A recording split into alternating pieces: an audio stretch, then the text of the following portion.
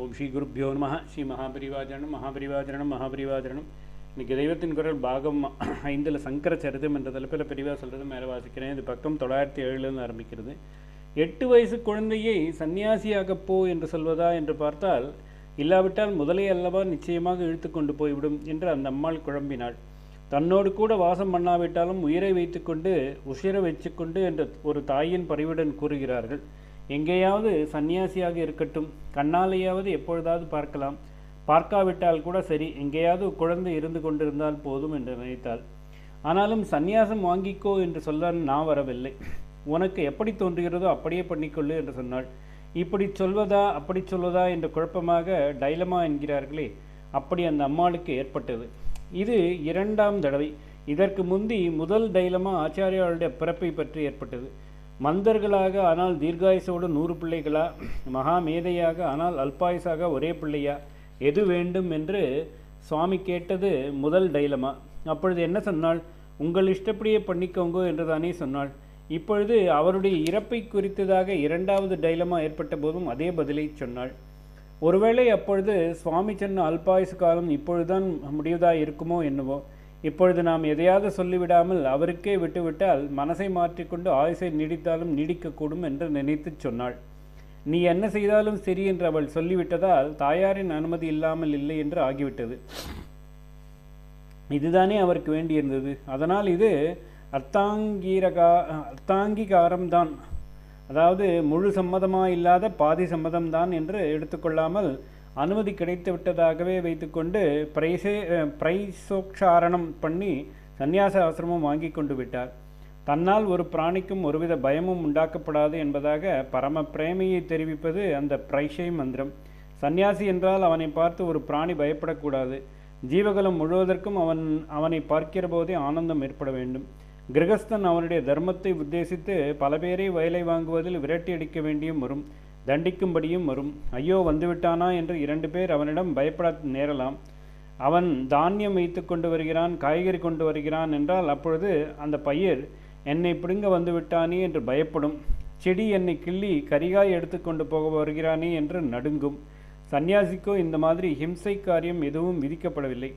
யாராவது பிக்ஷை பண்ணி போட்டால்தான் அவன் ஆகாரம் பண்ணலாமே தவிர தானாக ஒரு இலை கூட பறிக்கப்படாது என்று வைத்திருக்கிறது. யாருமில்லாத வனத்தில் இருந்தால் கூட அதுவாகவே உதிர்ந்து விழுந்த பழம், சருகு முதலியவற்றைத்தான் அவன் எடுத்துக்கொள்ளலாம். ஜைன பௌத்தங்கள் சொல்லும் பூர்ண அகிம்சை நடைமுறை உலகத்தில் இவனுக்குத்தான் சாத்தியம் என்று நம் தர்மசாஸ்திரத்தில் இப்படி சந்நியாச தர்மத்தை வைத்திருக்கிறது. சந்நியாசம் வாங்கிக் கொள்வதில் 2-3 விதம் இருக்கிறது.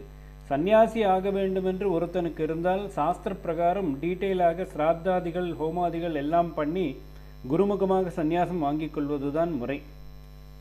கிரம சந்நியாசம் என்பது நோய்வாய்ப்பட்டு மரணத்தை எதிர்பார்த்திருக்கும் போது விரக்தி வைராக்கியம் ஏற்பட்டு சந்நியாசம் வாங்கிக் கொள்வதற்கு ஆதூர சந்நியாசம் என்று பெயர். பலகீன ஸ்திதியில் உள்ள இவன் விஸ்தாரமாக ஹோமம் சிராத்தம் என்று பண்ண முடியுமா? அதனால் சுருக்கி சுலபமாக்கி தீக்ஷா கிரமத்தை கொடுத்திருக்கிறது. இதையும் விட இன்னொரு விதம் ஆதுர சந்நியாசம் என்று இருக்கிறது. ஆபத் சந்நியாசம் என்று பொதுவாக சொல்வது அதுதான். வியாதி முற்றி பிராண அபாயமான நிலையே ஏற்படும் போதோ அல்லது ஏதாவது ஒரு பெரிய விபத்து ஏற்பட்டு சீக்கிரமே மரணம் சம்பவிக்கலாம் என்று இருக்கும்போதோ சட்டென்று சந்நியாசம் வாங்கி கொண்டு விடுவதுதான் ஆபத் சந்நியாசம். இந்த நிலையில் பிரைசோக்ஷாரணம் மட்டுமே போதும், குருமுகமாகின்றி தானே அதை ஸ்வீகரித்து கொள்ளலாம் என்று இருக்கிறது. ஆச்சாரியால் இப்பொழுது சந்நியாசியானது அப்படித்தான். ஆனாலும் கொஞ்சம் யதோக்த சந்நியாசம் மாதிரியே ஜலமத்தியில் இருந்து கொண்டு ஆசிரம ஸ்வீகாரம் செய்து கொள்ளும்படியாக அவருக்கு வாய்த்தது. உடனே முதலையும் அவர் காலை விட்டது. ஆகாசத்தில் ரதத்தில் ஒரு கந்தர்வன் தென்பட்டான். முதலைத்தான் அப்படி ஆனது. 18 தினசான தேவஜாதிகளில் கந்தர்வர் ஒன்று. சித்தர், கிண்ணரர், கிம்புருஷர் முதலானவர்களைப் போல இவர்களும் தேவஜாதி. மனுஷ ஜாதியை விட ஜாஸ்தி அறிவு சக்தி, சூக்ஷ்மமான ஞாபக சக்தி எல்லாம் உள்ள ஜாதிகள். நமக்கு தெரியாததெல்லாம் அவர்களுக்கு தெரியும். நம் கண், காது முதலானவை சில விதமான லைட் வேவ், சவுண்ட் வேவ்களை பிடிக்க முடிவதால் இதற்கு மேலே ஒன்றும் கிடையாது என்று எப்படி சொல்லலாம்? நம் காதுக்கு நேராக கேட்காததை கிரகித்து வந்து கேட்க பண்ண இப்பொழுது ரேடியோ வந்திருக்கவில்லையா? வெளியிலே இப்படி ஒரு கருவி இல்லாமல் ஈஸ்வரன் ஒரு சரீரத்திலேயே கரணமாக அந்த சக்தியும் வைத்து சில ஜீவஜாதிகளை படைத்திருக்கிறான் என்றால் அதெல்லாம் முடியாது என்று நாம் ஆட்சேபிக்கலாமா? சுவாபாவிகமாக இப்படி அவர்கள் சக்தி பெற்றிருப்பது மட்டுமில்லை, யோக சாஸ்திரங்களில் சிலதில் இருப்பதை சாதனை பண்ணி சித்தி பெற்றால் மனுஷ ஜாதிக்கும் அந்த சக்தி வரும். நம் கண்ணுக்கு தெரியாததை காட்டும் ரேடியோ லைட் மாதிரி நமக்கே வாய்க்கும். யோக சித்தி பெற்றவர்களுக்கு கந்தர்வாதிகள் பிரத்யட்சமாக தெரிவார்கள். நாம் சாஸ்திர விஷயம் என்றால் ஒன்றும் ஆலோசித்து பார்க்காமல் குருட்டு நம்பிக்கை, சூப்பர்ஸ்டிஷன் என்று ஒரே வார்த்தையில் தள்ளிவிடுகிறோம்.